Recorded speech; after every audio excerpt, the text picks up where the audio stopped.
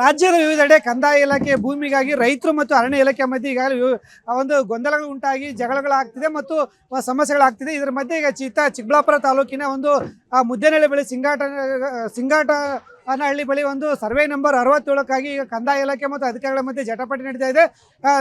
ಒಂದು ಕಡೆ ರೈತರಿಗಾಗಿ ಕಂದಾಯ ಇಲಾಖೆ ಏನು ಮಾಡಿದೆ, 1972-73 ಕಂದಾಯ ಇಲಾಖೆ ಇಲ್ಲಿ ಸುಮಾರು 7 ಜನ ರೈತರಿಗೆ 21 ಎಕರೆಯನ್ನ ಭೂಮಿಯನ್ನ ಅವರಿಗೆ ಉಳುವನೆ ಭೂ ಒಡೆಯ ಯೋಜನೆಯಡಿ ಒಂದು ಭೂ ಮಂಜೂರಾತಿ ಮಾಡಿಕೊಟ್ಟಿದೆ.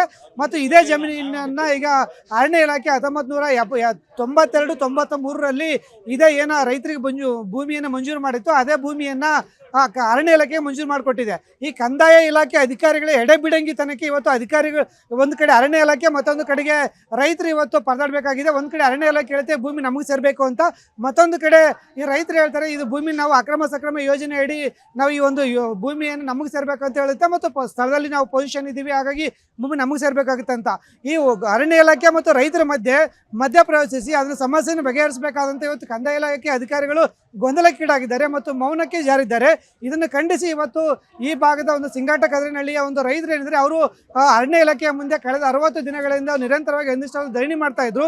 ಆದ್ರೂ ಸಹ ಚಿಕ್ಕಬಳ್ಳಾಪುರ ಜಿಲ್ಲಾಡಳಿತ ಅವರ ಒಂದು ಸಮಸ್ಯೆಯನ್ನು ಆಲಿಸಿದ ಕಾರಣ ಮತ್ತು ಸರಿಯಾದ ಸೂಕ್ತ ನಿರ್ಧಾರವನ್ನು ಕೈಗೊಳ್ಳದ ಕಾರಣ ಇವತ್ತು ಚಿಕ್ಕಬಳ್ಳಾಪುರ ಜಿಲ್ಲೆಯಾದ್ಯಂತ ಇರತಕ್ಕಂಥ ವಿವಿಧ ದಲಿತ ಪರ, ರೈತ ಪರ ಮತ್ತು ಕಾರ್ಮಿಕ ಪರ ಸಂಘಟನೆಗಳು ಇವತ್ತು ಮುದ್ದೇನಹಳ್ಳಿಯಿಂದ ಒಂದು ಆ ಭೂಮಿಗೆ ಹೋಗಿ ಆ ಭೂಮಿಯಲ್ಲಿ ಇವತ್ತು ತಮ್ಮ ಭೂಮಿ ತಮ್ಮ ಹಕ್ಕು ಅಲ್ಲಿ ಅಂತೇಳಿ ಉಳುಮೆ ಮಾಡೋದಕ್ಕೆ ಮುಂದಾಗ್ತಾ ಇದ್ದಾರೆ.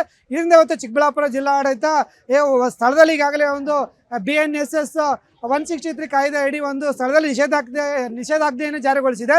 ಮತ್ತು ಚಿಕ್ಕಬಳ್ಳಾಪುರ SP ಕುಶಲ್ ಚೌಕ್ಸಿ ಅವರ ನೇತೃತ್ವದಲ್ಲಿ 250ಕ್ಕೂ ಹೆಚ್ಚು ಪೊಲೀಸರು ಅಂತಂದರೆ ಈ 3 DYSP ಮತ್ತು ಒಬ್ಬರು SP ಮತ್ತು 15 ಜನ CPI ಮತ್ತು 15 ಜನ PSI ಮತ್ತು ಮಹಿಳಾ KSRP ಮತ್ತು 2 ಪುರುಷ KSRP ಸೇರಿದಂತೆ ಈಗ ನೋಡಿ ನಾವೇನು ನೋಡ್ತಾ ಇದ್ದೀವಿ, ಇವರೆಲ್ಲ ಈಗ ಅಲ್ಲಿಗೆ ಪೊಲೀಸ್ ಬಂದೋಬಸ್ತ್ ಒಂದು ಕಡೆ ಆದರೆ ಮತ್ತೊಂದು ಕಡೆ ಹೋರಾಟಗಾರರು ಅಲ್ಲಿಗೆ ಹೋಗಿ ಇವತ್ತು ನಮ್ಮ ಭೂಮಿ ನಮ್ಮ ಹಕ್ಕು ಅಂತೇಳಿ ಪೊಸಿಷನ್ ತೆಗೆದುಕೊಳ್ಳಕ್ಕೆ ಮುಂದಾಗಿದ್ದಾರೆ. ಒಟ್ಟಿನಲ್ಲಿ ಇದನ್ನ ಕ್ರಮ ಕೈಗೊಳ್ಳಬೇಕಾದಂತ ಏನು ಈ ಕಂದಾಯ ಇಲಾಖೆ ಅಧಿಕಾರಿಗಳಿದ್ರೆ ಅವರು ಯಾವುದೇ ಒಂದು ಸೂಕ್ತ ಕ್ರಮ ಕೈಗೊಳ್ತಾ ಇಲ್ಲ. ಇದರಿಂದ ಇವತ್ತು ರೈತರು ಬೀದಿಗಿಳಿದು ಹೋರಾಡಬೇಕಾಗಿದೆ. ಚಿಕ್ಕಬಳ್ಳಾಪುರದಲ್ಲಿ ಕಾನೂನು ಸುವ್ಯವಸ್ಥೆಗೆ ಅಡಚಣೆ ಉಂಟಾಗಿದೆ.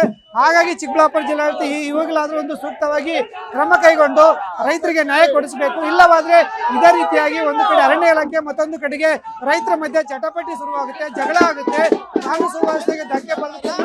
ಅಧಿಕಾರಿಗಳು ಸೂಕ್ತ ಕ್ರಮಗಳನ್ನು ಕೈಗೊಳ್ಳಬೇಕು. ಕ್ಯಾಮರಾಮನ್ ಸುಧಾಕರ್ ಜೊತೆ ಭೀಮಪ್ಪ.